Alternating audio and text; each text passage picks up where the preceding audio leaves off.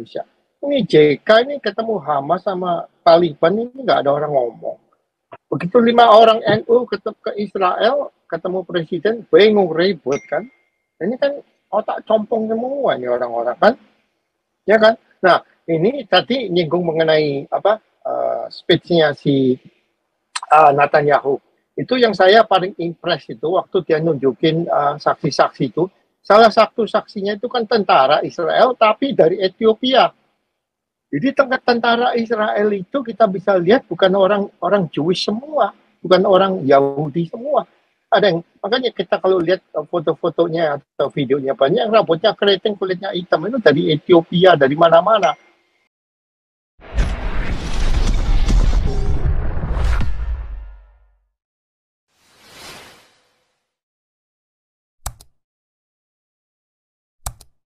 Mau mereka, lama-lama kan mereka sadar juga, Bu Dora.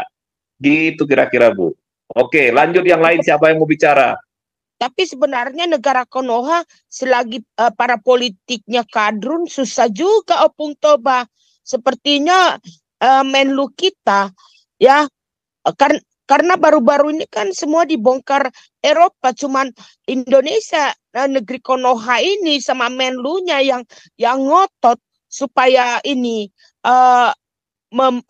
bergerak untuk bikin demo bebaskan Palestina, Opung Toba. Ya, itu yang kalau kita lihat mengerti Opung Toba, dan rakyat Indonesia sendiri mau ikut demo itu loh Opung Toba. Ya maulah karena ini kan dianggap sebagai bela agama, itu persoalannya. Nah, politisi-politisi dalam negeri ini akan menggunakan ini sebagai apa? Sebagai amunisi lah dalam berpolitik gitu ya. Kalau saya sih orang yang mungkin tidak terlalu percaya lagi dengan partai-partai politik yang ngaku nasionalis, yang ngaku partai agama, semuanya akan menggunakan isu agama pada akhirnya. Karena itulah yang bisa mengarahkan massa atau suara kepada kepentingan kelompok atau kepentingan pribadi dalam politik di Konoha ini gitu. Jadi coba kita lihat, partai nasionalis calon presidennya ngutuk-ngutukin Israel kan gitu kan. Partai sebelah juga sama ngutukin Israel juga. Akhirnya kan kita orang-orang Kristen nggak tahu lagi siapa yang mau dipilih. Yang jelas pasti kalau saya pribadi, Bu, saya nggak akan pilih siapapun yang ngutukin Israel gitu kan. Kenapa ya? Jelas tertulis di Alkitab. Siapa yang mengutuk Israel akan terkutuk. Siapa yang memberkati akan diberkati. Dan saya nggak akan memilih orang yang mengutuk Israel, baik untuk pemilu maupun pilkada nanti, nggak bakalan gitu. Yang punya rekam jejak itu mengutukin Israel nggak akan saya pilih gitu. Kalau saya, tapi kalau yang lainnya terserah gitu. Tapi kalau melihat jabatannya si Menlu ini Opung Toba kan akan nanti diangkatnya Pak Prabowo, kan belum tentu dia jadi Menlu. Kenapa dia membuat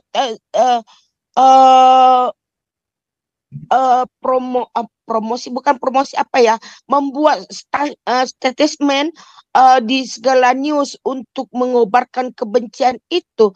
Apa dia tidak takut pada saat dia tidak lagi jadi Menlu, itu bumerang bagi dirinya gitu loh Opung Toba? Ya kalau selama dia di Indonesia ini ya nggak ada masalah, kan mayoritas yang berkuasa kan gitu. Oh ya mungkin juga dia berpikir satu waktu dia bisa mengikuti jejak Guterres ini jadi sekjen PBB gitu. Itu kan semua kan dibangun dari sekarang. Oh, bisa. Gitu. Apalagi negara-negara di PBB kan kebanyakan negara-negara dunia ketiga yang sudah dipompakan, sudah diajarkan semangat antisemitik, ya. Sudah diajarkan semangat antisemitik. Nah, kita pun sebenarnya orang-orang Indonesia, kita pun diajar jadi antisemitik. Kenapa? Ya oke lah, pembukaan Undang-Undang Dasar kita, kemerdekaan adalah hak segala bangsa. Nah sekarang kalau kita lihat sejarahnya, apakah Israel menjajah gitu ya? Wilayah mana wilayah Palestina yang dijajah Israel gitu? Pernah nggak Israel perang dengan Palestina kemudian merebut wilayahnya atau merebut wilayah negaranya? Setahu saya berdasarkan sejarah itu saya nggak ketemu buktinya. Jadi kapan Israel menjajah Palestina? Kalau merebut wilayah ketika perang 6 hari dari Yordania dan dari Mesir, ya iya itu benar gitu. Tapi merebut wilayah dari kerajaan Palestina atau Kesultanan Palestina, setahu saya belum pernah gitu, Bu. Ya itu juga saya tahu, Opung Toba. Israel perang 6 hari itu merebut wilayah Palestina, saya tahu itu. Ya, makanya yang saya herankan akan Guterres ini sebagai komisaris dari PBB dan Ibu Menlu ini yang ngotot gitu. Ada apa di belakang? Uh, saya tahu semuanya karena agama, tapi pasti ada lebih dari itu. Apa mereka mendapat suapan uh, kedudukan uang begitu toh Toba maksud saya. Ya, kita hanya bisa menduga-duga, Bu, karena nggak ada buktinya gitu. Iya. Ya, kita hanya bisa menduga. Ya, mungkin saja, tetapi kan nggak ada buktinya. Tapi ya, kalau ngelihat bias dalam soal pengambilan keputusan, ya bisa saja kan gitu kan. Oke, yang lain mungkin ada bicara supaya nggak terlalu melebar kemana-mana, kita bahas tetap soal. Iya. Opung, kita ini diskusinya terlalu tinggi deh. Kita ini ngomong sama monyet-monyet, IQ-nya di bawah 60, Pak. Di Indonesia ini ada pusing deh. Nah, saya tadi disinggung apa namanya sama Pak Paul ya. Ini imigran ya di sini ya. Kalau di Amerika, imigran ini kita bisa bilang the hardest working people ya. Mereka kerjanya berat, terutama ya. Jadi cuma yang kurang ajar itu anak-anak mereka. Di Eropa ini sama. Bapak emaknya itu pekerja keras, yang kurang ajar yang sekarang ini dia Eropa ini yang anak-anaknya yang lahir di sono atau yang besar di sono, itu kalau menurut saya sih, ya kan. Nah sekarang contoh soal kita balik lagi nih ke Indonesia. Ini JK ini ketemu Hamas sama Taliban ini nggak ada orang ngomong. Begitu 5 orang NU ke Israel ketemu presiden, bingung ribut kan. Ini kan otak compong semua nih orang-orang kan, ya kan. Nah ini tadi nyinggung mengenai apa speech-nya si Netanyahu. Itu yang saya paling impress itu waktu dia nunjukin saksi-saksi itu. Salah satu saksinya itu kan tentara Israel tapi dari Ethiopia. Jadi tentara Israel itu kita bisa lihat bukan orang Jewish semua, bukan orang Yahudi semua. Ada yang makanya kita kalau lihat foto-fotonya atau videonya banyak rambutnya keriting, kulitnya hitam itu dari Ethiopia, dari mana-mana. Sebagai tentara Israel kan gitu kan.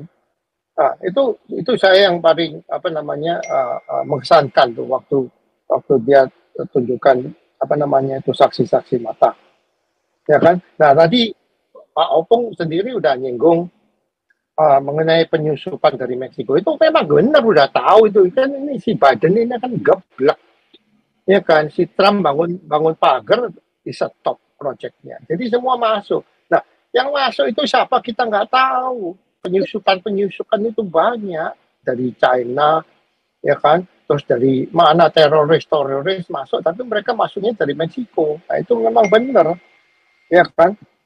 Terus sudah sampai Amerika, ditaruh di hotel bintang 5, kamarnya dibersihin sehari 2 kali, dikasih makan 3 kali sehari. Padahal kalau lihat kota-kota gede seperti New York, San Francisco, ya kan, itu kan orang-orang yang homeless itu kan banyak itu, ya, warga negara Amerika. Ya kan yang terlantar nggak punya ke rumah itu homeless itu pakai tenda-tenda di pinggir jalan, di bawah jembatan segala macam. Nah, sedangkan imigran yang masuk ditaruh bintang 5. Nah ini itunya nggak cocok itunya apa namanya rumus matematika itu saya nggak masuk itu gimana kan. Nah terus mengenai tadi juga disinggung mengenai West Bank. Nah orang-orang West Bank ini kan nggak ada kerjaan Pak.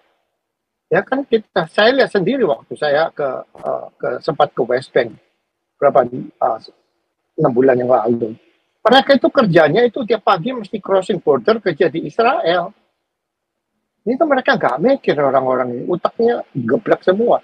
Nah sekarang gara-gara Oktober 7 sama Israel kan mereka pekerja West Bank ini kan diusir semua, nggak boleh masuk. Jadi mereka kekurangan tenaga kerja. Masuklah orang Bangladesh sama orang Sri Lanka kan yang masuk jadi pekerja di sana kan gitu. Jadi kita balik lagi di Indonesia ini mentality-nya ini semau gue, pokoknya tahu deh, susah ngomong lah. Nah ini saya ini khawatir ini Prabowo ini bisa melawan arus nggak ke depannya. Itu aja sih. Kalau nggak bisa ya udah sami mawon kita ngomong sama tembok. Itu sih kalau menurut saya Pak Ompong, ya kan? Repot. Thank you, thank you. Lanjut yang Pak, lain. iya. Ini ada yang, siapa yang tunjuk tangan nih ya? Sebentar.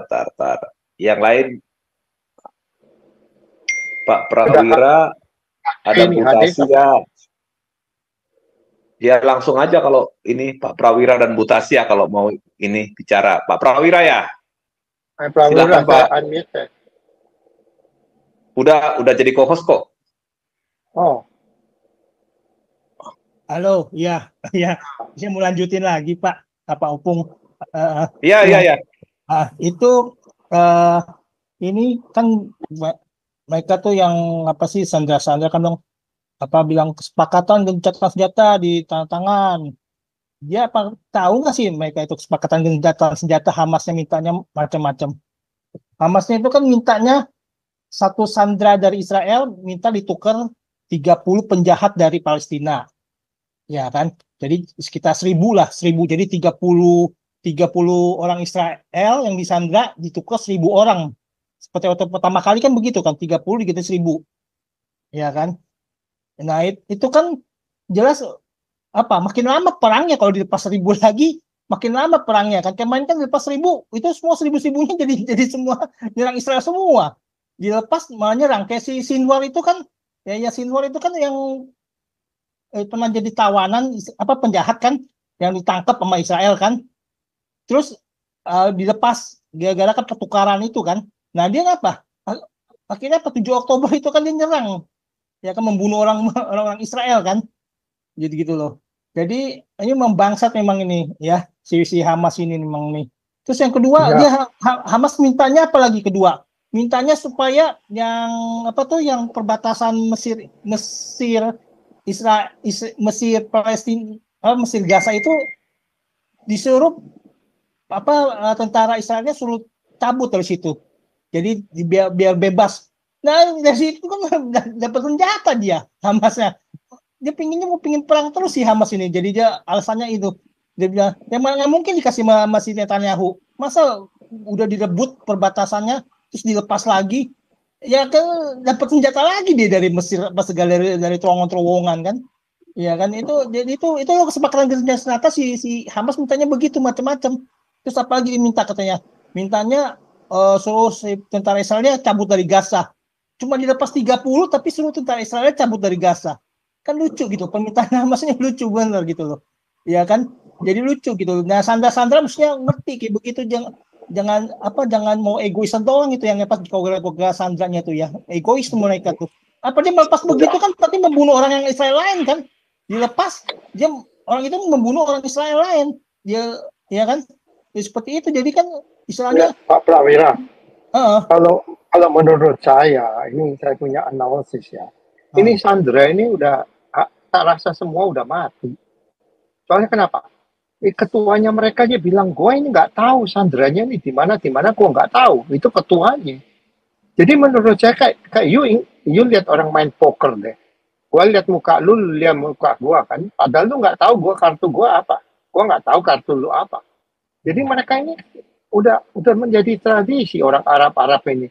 Kan zamannya si Saddam Hussein ini ya gue punya nuklir, gue punya otot, gue punya nuklir. Begitu Amerika masuk kagak ada apa-apa kan gitu. Itu kan kayak kita main poker. Ini sama juga menurut saya. Sandra ini udah mati semua, saya rasa ya. Atau mungkin 80-90% mati. Nah, jadi mereka nggak bisa, mereka dikasih ini persetujuan ini, mereka belum tanda tangan, belum mau setuju. iya. Soalnya apa? Mereka kartunya jelek, sandarannya udah mati. Jadi gimana? Jadi ini untuk kuat-kuatan doang. Padahal nggak ada ini, yang nggak ada yang di backing. Itu kalau menurut saya sih. Jadi ya kayak kita main poker gitu aja deh, dibohongin kanan kiri deh, ya kan? Iya. Halo